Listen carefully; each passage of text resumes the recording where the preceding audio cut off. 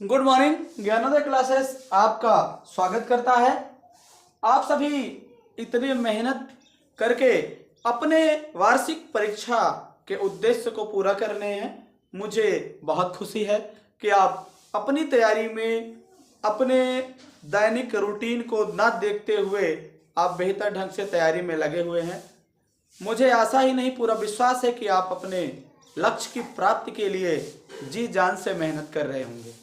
तो आप कोशिश ये करें कि सभी विषय का एक निश्चित टाइम टेबल तैयार करें कि हमें कब से कब पढ़ना है।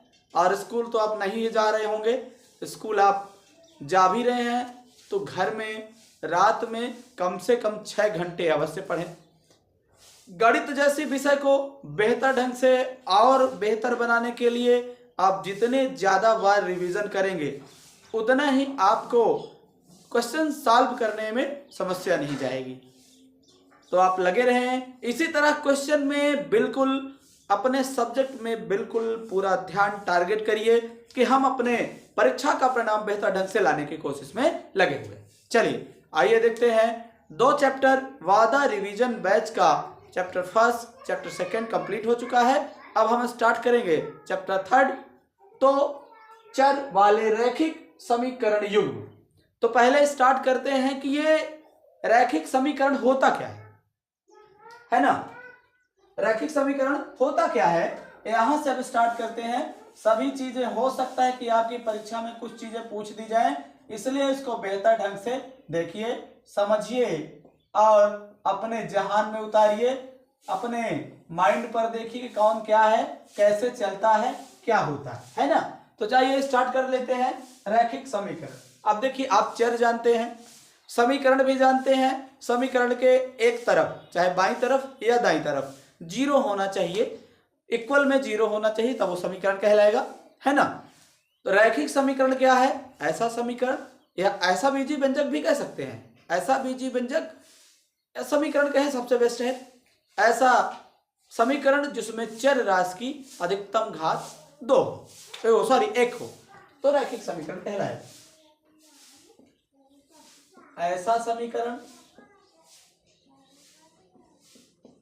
ऐसा समीकरण जिसमें चर राशि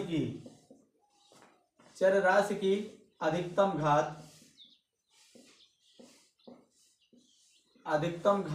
1 हो, उसे रैखिक समीकरण कहते हैं। जिस समीकरण में चर की अधिकतम घात 1 होगी उसे हम क्या कहेंगे?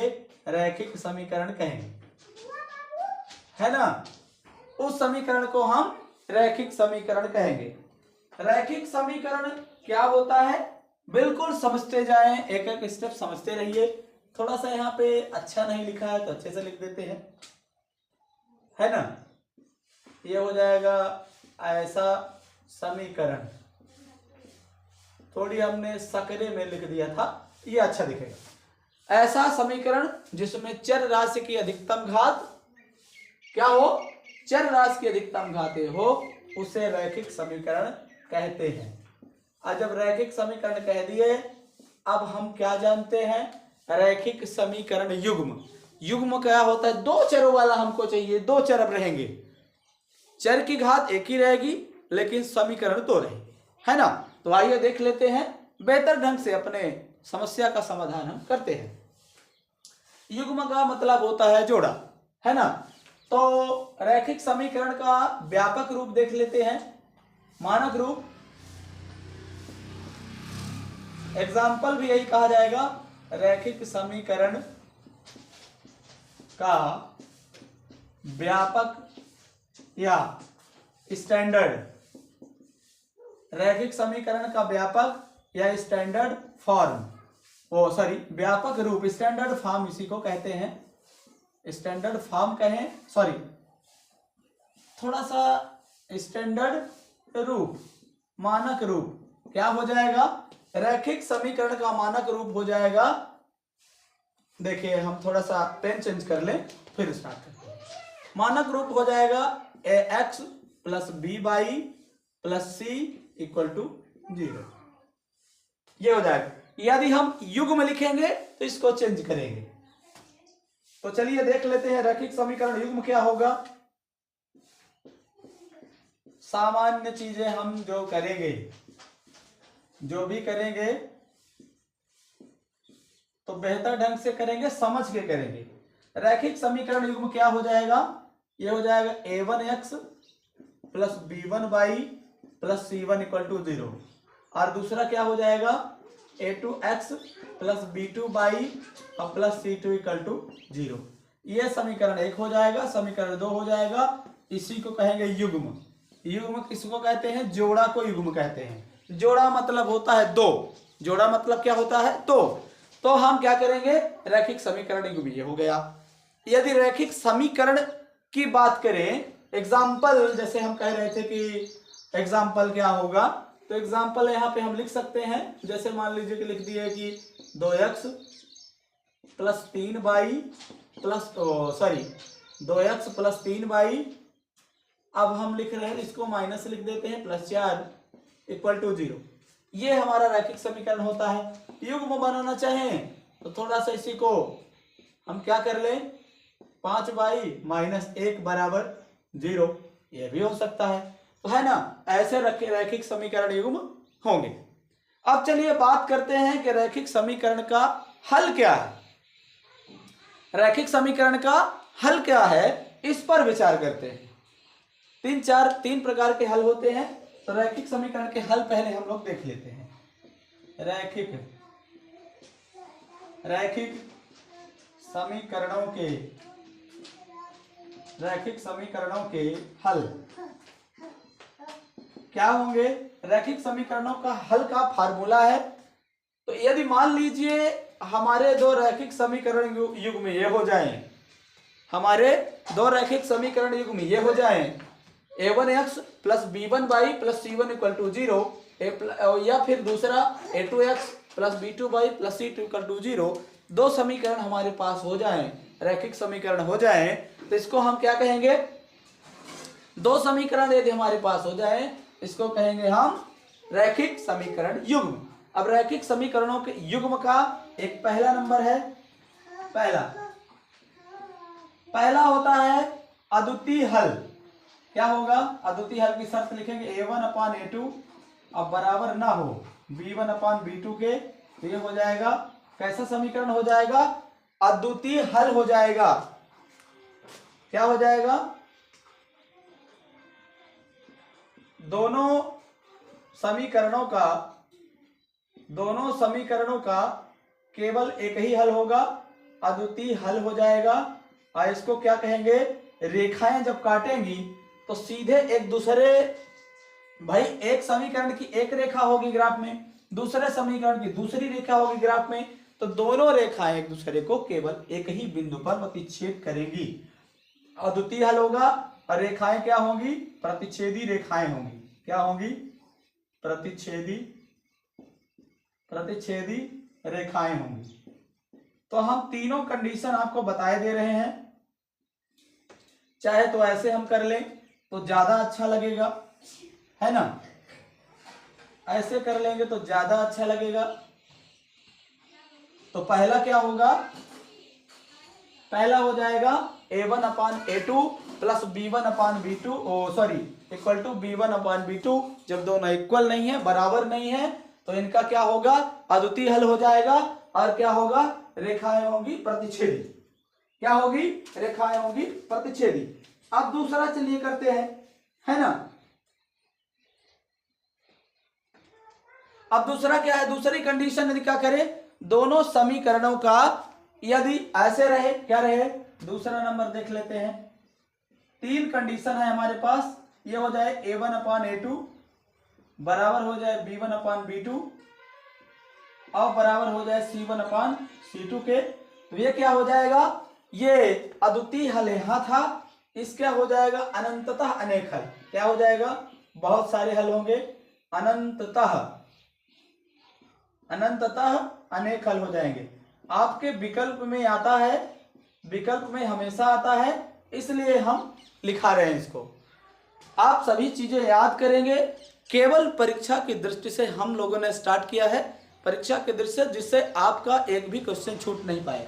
तो क्या हो जाएगा, अनंततः अनेक हल हो जाएगा। जब अनेक हल हो जाएगा तो रेखाएं एक दूसरे के ऊपर आ जाएंगी, और इसको क्या कहेंगे, समपाती रेखाएं कहेंगे। एक दूसरे के ऊपर आ जाएंगी, जो दोनों रेखाएं होंगी तो समपाती रेखाएं हो जाएंगी।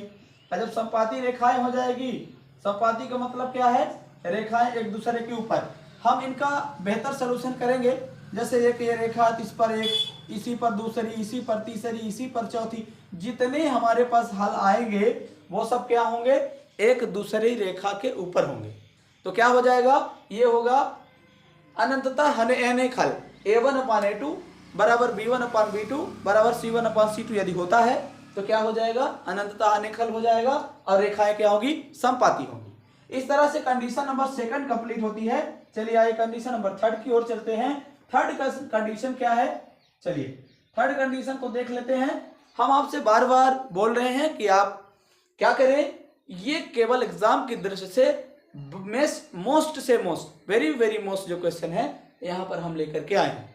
और क्या करें, अपने दोस्तों तक एक शेयर जरूर करें। जो दोस्त स्टार्ट नहीं किया है पढ़ना, उन्होंने साल भर नहीं पढ़ा है, ये पढ़ लेगा तो बेहतर ढंग से 50% मार्क तो आ ही जाएगा, है ना। एक लाइक करें, अपने दोस्तों तक शेयर करें, फिर कमेंट में बताएं कि आपकी तैयारी क्या चल रही है।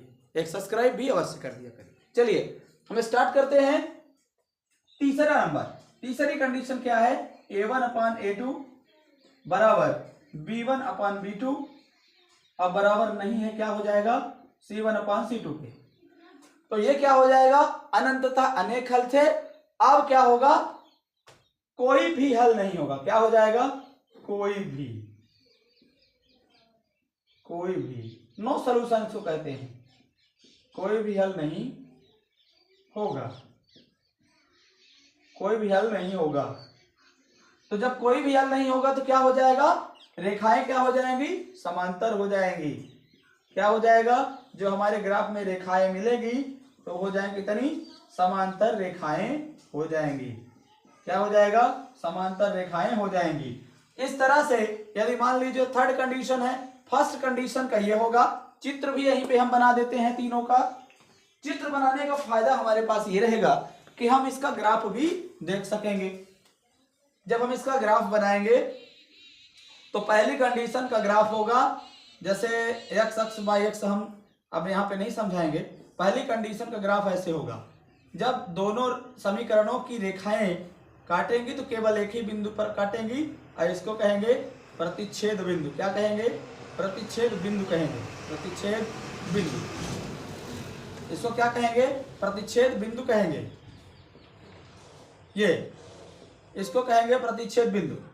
और दूसरी हो जाएगी तो क्या होगा, एक दूसरे पर ये रेखाएं एक दूसरे पर, मतलब ये इतनी टेढ़ी नहीं रहेगी, यहाँ से थोड़ा गड़बड़ हो जाता है मार्कर में तो, है ना। ये हो जाएगी एक दूसरे के ऊपर, तो क्या हो जाएगी, प्रतिच्छेदी रेखा, प्रतिच्छेद बिंदु होगा।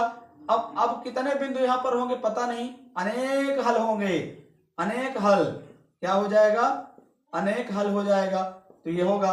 और तीसरा नंबर क्या हो जाएगा, समांतर रेखाएं। समांतर तो आप जानते हैं, दोनों रेखाओं का अंतर के बीच का अंतर समान रहे, दोनों रेखाओं के बीच का अंतर समान रहे।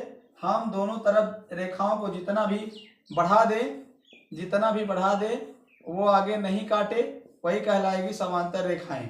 एक दूसरे को कितना भी बढ़ा दें वो एक दूसरे को काटेंगे नहीं, इसे ही कहेंगे समांतर रेखाएं। इस तरह से हम जितने संभावित आपको ऑप्शनल आते हैं या आया है या आएगा, तो उस सब की का निचोड़ हमने यहां तक दे दिया है। अब हम स्टार्ट करेंगे, कौन सा, हम स्टार्ट करेंगे अब आने वाले क्वेश्चन जो हैं, इस पर जो भी क्वेश्चन है हम स्टार्ट करते हैं। चलिए आइए देखते हैं। इस सेशन में हम एक आध दो क्वेश्चन कर भी सकते हैं। चलिए एक आध दो क्वेश्चन करते हैं। अब जो ये प्रश्न लिखा हुआ है, हम इस प्रश्न पर विचार करते हैं। चलिए देख लीजिए, है ना। लिखा हुआ है कि अनुपातों a1/a2, b1/b2 और c1/c2 की तुलना कर ज्ञात कीजिए कि निम्न समीकरण युग्म द्वारा निरूपित रेखाएं एक बिंदु पर प्रतिच्छेद करती हैं। या समांतर करती है, समांतर है या फिर समपाती है, ये समीकरण दिया हुआ है। तो इस पर हम विचार करते हैं। इस टाइप के जितने प्रश्न हैं आपसे बन जाएंगे। चलिए आइए स्टार्ट करते हैं। सलूशन जो निकालेंगे, सलूशन स्टार्ट करते हैं। तो दिया हुआ समीकरण पहले लिख लेंगे। दिया हुआ नहीं, क्योंकि एक समीकरण नहीं दो है, दिए हुए समीकरण। अब हमारे पास जो समीकरण दिए हुए हैं इनको लिख लें। है पहला क्या है, 6x minus 3y plus 10 equal to 0 है, शून्य है। 2x minus y plus 9 equal to 0 है। ये हम समीकरण देख लिए हैं। देख लेते हैं हम। क्लियरेशन तो सही है क्या? हाँ, क्लियरेशन सही है, ठीक है, देख सकते हैं आप। तो चलिए 6x minus 3y plus 10 equal to 0, 2x minus y plus 9 equal to 0, ये हमारे पास समीकरण है। इसको समीकरण 1 कह देते हैं, इसको समीकरण 2 कह देते हैं। समीकरण आप क्या करेंगे, तुलना करेंगे। समीकरण 1 व 2 की तुलना व्यापक रैखिक समीकरण, व्यापक रैखिक समीकरण युग्मों से, युग्मों a1x plus b1y plus c1 बराबर 0 व a2x plus b2y plus c2 बराबर 0 से करेंगे, है ना। से करने पर तुलना कर रहे हैं। जब तुलना कर रहे हैं तो क्या हो जाएगा हमारा, a1x, आप देख लीजिए a1x है, तो a1 की जगह पे हम क्या लिख सकते हैं, 6 लिखा हुआ है। b1 की जगह पे लिखा हुआ है -3, c1 की जगह पे लिखा है 10, तो इस तरह से हो गया। इसी प्रकार a2 की जगह पे लिखा हुआ है 2, b2 की जगह पे लिखा हुआ है -22 है, तो बाई का गुणांक जब कुछ नहीं लिखा रहता 1 लिख सकते हैं, तो 1 हो जाएगा। और c2 की जगह पे क्या है, 9 है, तो हम देख लेंगे। इस तरह से हमारी जो व्यवस्था है बन चुकी है।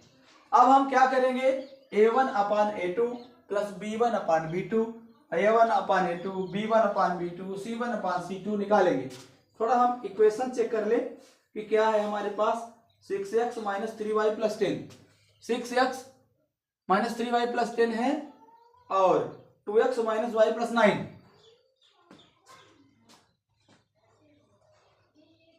प्लस 9 हो गया। a1 की वैल्यू 6 हो गई, a2 की b1 की वैल्यू हो गई -3, c1 की वैल्यू हो गई प्लस 10, a2 की वैल्यू हो गई 2, b2 की वैल्यू हो गई -1, c2 की वैल्यू हो गई 9।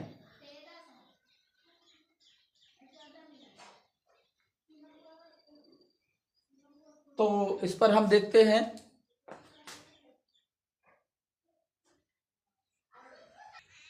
अब हमको क्या निकालना है, ये अनुपात निकालना है। चलिए अब अनुपात निकाल लेते हैं। क्या हो जाएगा, a1/a2 b1/b2 c1/c2 को हम याद करते हैं। a1/a2 क्या होगा, a1/a2। अब देखिए a1 की वैल्यू हमारे पास 6 है, a2 की वैल्यू है कितनी, 2, तो अब काट देंगे, 2 3 6 हो जाएगा, 2 1 कम, तो मतलब हमारे पास 3 आ गया।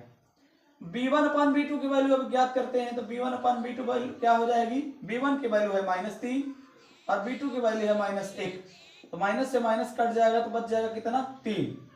फिर c1/c2 की वैल्यू ज्ञात करें, जो इक्वल टू हो जाएगा, c1 का मान है 10 और c2 का मान है 9, तो हमारे पास ये हो जाएगा 10/9। अब देखिए तीनों को हम देखते हैं, क्या दिख रहा है, तीनों को जो देख रहे हैं, तो हमारे पास दिख रहा है कि a1/a2 क्या है, बराबर है b1/b2 के। क्यों है, क्योंकि a1/a2 का मान हमारे पास 3 है, b1/b2 का भी मान हमारे पास 3 ही आया है, तो दोनों बराबर हो जाएंगे। लेकिन c1/c2 का मान आप देख लीजिए, हमारे पास बराबर नहीं है। c1/c2 का मान है 10/9, तो हमारे पास आ जाएगा ये बराबर नहीं है। अर्थात क्या हो जाएगा, यहां भी लिख सकते हैं हम, चाहे तो यहां लिख दें, यहां लिख देते हैं कि 3 बराबर 3 और बराबर नहीं है 10/9 के। 3 बराबर 3 बराबर नहीं है 10/9 के, अर्थात ये हो जाएगा A1/A2 बराबर है B1/B2 के और बराबर है C1/C2 के। और ऐसा कब होता है, हमने अभी अभी सूत्र बताया है कि ऐसा कब होता है, जब रेखाएं क्या हो, समांतर हो, और क्या है, ये क्या है, कोई भी हल नहीं हो। अर्थात यहां हम तीनों लिखेंगे, हमारे पास पूछा है कि समांतर, संपाती, प्रतिच्छेदी क्या है, तो हम एक और अर्थ इसमें लिखे देते हैं तो काम हमारा हो जाएगा। अर्थात समीकरण युग्म का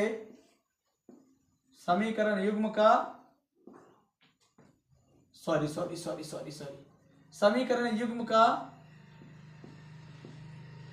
क्या लिख देते हैं, कोई हल नहीं होंगे। समीकरण युग्म के कोई भी हल नहीं होंगे। और जब कोई भी हल नहीं है, अर्थात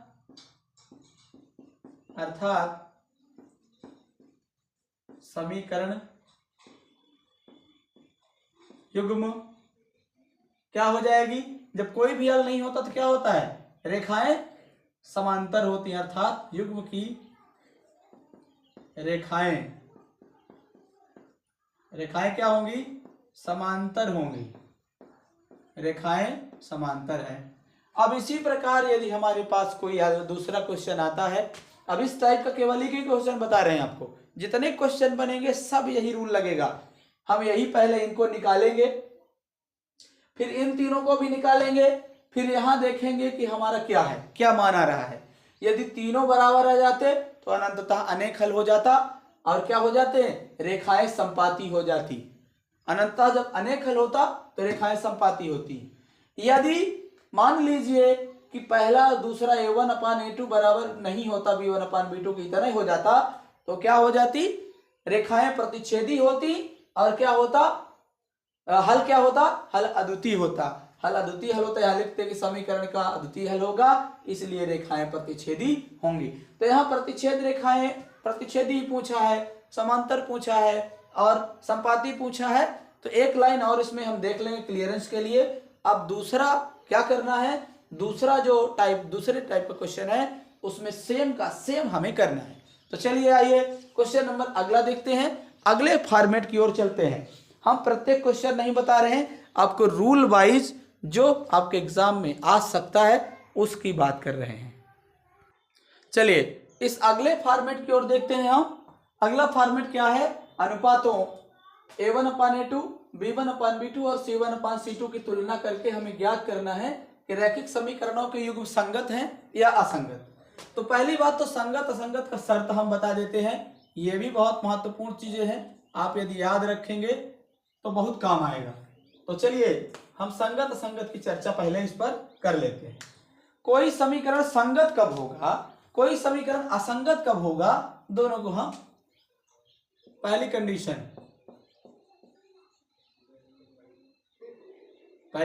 क्या है, समीकरण संगत होंगे। यदि मान लीजिए कोई समीकरण दिया हुआ है, संगत कब होगा, तो पहली कंडीशन ये है कि समीकरणों का अद्वितीय हल हो। क्या हो, समीकरणों का अद्वितीय हल हो, तब संगत होगा, है ना। और दूसरा क्या है, समीकरणों के अनंततः अनेक हल हो। क्या हो, अनंततः अनेक हल हो तो भी समीकरण संगत होगा, अनेक हल हो। यदि समीकरण का अद्वितीय हल हो तो भी संगत होगा, यदि समीकरण के अनंततः अनेक हल हो तो भी संगत होगा। और असंगत की बात जब करें तो समीकरण निकाय, समीकरण युग्म जो है, समीकरण असंगत कब होंगे, समीकरण असंगत कब होंगे, जब समीकरण, अब 3 शर्त है हमारे पास, तो 3 शर्तों में तो केवल हमारे पास क्या बचा है, एक शर्त ही बची है, तो उस शर्त को लेकर के हम बना लेते हैं। तो समीकरण क्या होगा, समीकरण असंगत होगा। कब होगा, समीकरण असंगत होंगे, कब हो जाएंगे, जब इसकी एक ही शर्त बचेगी, जब समीकरण निकाय का समीकरण, जब समीकरण निकाय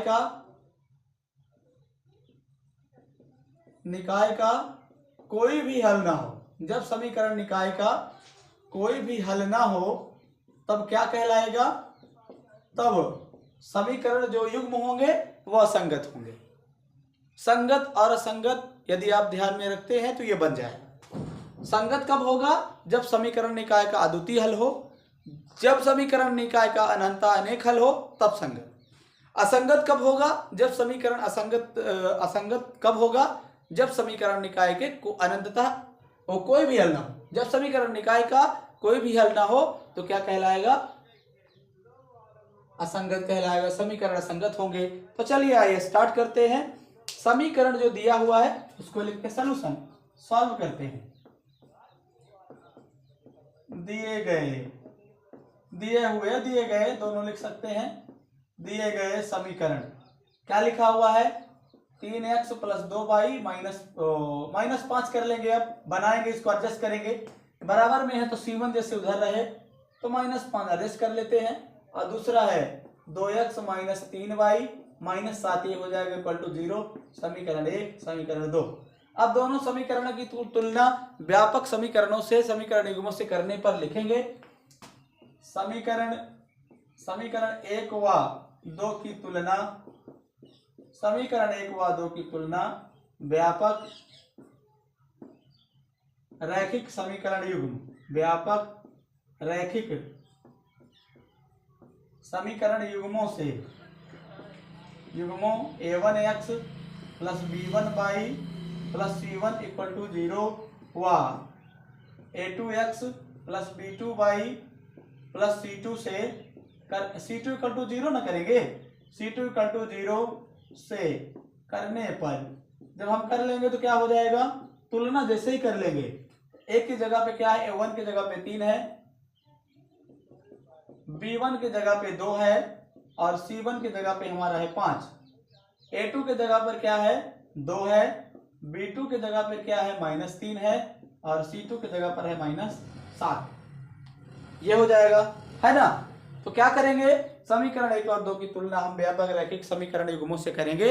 व्यापक रैखिक समीकरण युग्म आपको हमने पहले ही बता चुका है, पहले सेशन स्टार्ट करने से पहले। तो उस पर आप करेंगे a1x + b1y + c1 = 0 और a2x + b2y + c2 = 0। ये करेंगे और तुलना करके इनका मान निकाल लेंगे। अब क्या करेंगे? जो हम करते आए हैं, a1/a2 का निकालेंगे। a1 की वैल्यू हमारे पास 3 है, a2 की वैल्यू 2 है, तो ये हो जाएगा। अब कटेगा नहीं तो आगे लिखते b1/b2 की वैल्यू निकालेंगे तो b1 की वैल्यू हमारे पास है 2 और b2 की वैल्यू है -2 नहीं है, -3 है। b2 की वैल्यू है -3, तो क्या कर लेंगे? -2/3 कर देंगे, ये हो जाएगा। अब c1/c2 की वैल्यू निकाल लेते हैं हम, तो निष्कर्ष पर पहुंचेंगे। -5 है बटे -7 है, तो हम इसको काट देंगे तो बचेगा 5/7। अब हम क्या देखते हैं? देख रहे हैं हम क्या? 3/2 जो है बराबर अभी कर लेते हैं, -2/3 है बराबर क्या कर लेंगे? अब देखिए यही दोनों बराबर नहीं है। 3/2 है, ये -2/3 है, तो बराबर नहीं है। अर्थात ये हो गया, चूंकि ये बराबर नहीं है, चूंकि a1/a2 बराबर नहीं है b1/b2 के। भाई a1/a2 का मान 3/2 है और -2/3 किसका है? b1/b2 का। तो दोनों वैल्यू की अब देख रहे हैं तो बराबर नहीं है, इसलिए क्या हो जाएगा? इसलिए समीकरण युग्म का अद्वितीय हल होगा, अद्वितीय हल होगा नहीं है, लिख देते हैं, ज्यादा सही रहेगा क्योंकि हमने हल कर लिया है। अद्वितीय हल है। और जब अद्वितीय हल है तो अर्थात रेखाएं क्या है? रेखाएं प्रतिच्छेदी हैं। रेखाएं तो प्रतिच्छेदी होंगी, प्रतिच्छेदी हो जाएंगी। और क्या है? अब हम देखेंगे कि अद्वितीय हल जब ये आ रहा है तो क्या होता है? समीकरण संगत होंगे कब? जब अद्वितीय हल होगा तब। तो लिख लेंगे तथा, अर्थात लिख दीजिए, अर्थात फिर से लिख सकते हैं, कोई समस्या नहीं है। अर्थात समीकरण युग्म संगत हैं। क्या है? संगत हैं। समीकरण युग्म क्या है? संगत है। यदि मान लीजिए ये शर्त, यदि समीकरण की शर्त ये इधर बराबर ना होता, अनंततः अनेक हल ना होता, कोई भी हल ना हो वाला कंडीशन होती, तो हम क्या कहते? समीकरण असंगत है। इस तरह से हम इस फॉर्मेट के सभी क्वेश्चन को सॉल्व कर सकते हैं। हमने जो मेन जानकारी है यहाँ पे पहले सॉल्व करेंगे, मिलाएंगे कि क्या है हमारा, तो हम यहाँ अप्लाई करेंगे और आंसर लिखेंगे। चलिए देखते हैं दूसरा क्वेश्चन, स्टार्ट करते हैं। जो ज्यादा अनुपयोगी क्वेश्चन है उनको हम यहाँ सॉल्व नहीं करेंगे, बिल्कुल भी सॉल्व नहीं करेंगे। तो चलिए आइए, इस सेशन में केवल इतना ही। आप अपनी तैयारी करते रहें, अपने लक्ष्य की ओर बढ़ते रहें, अपना 100% रिजल्ट की ओर बढ़ते रहें और अपने बेहतर भविष्य को निश्चित कर लें और अपना रिवीजन करते रहें। इस सेशन में केवल इतना ही। हम मिलेंगे नेक्स्ट सेशन में नए वीडियो के साथ, नए ऊर्जा के साथ, नए उत्साह के साथ, नई एनर्जी के साथ और नए क्वेश्चन के साथ। तब तक के लिए जय हिंद, जय भारत।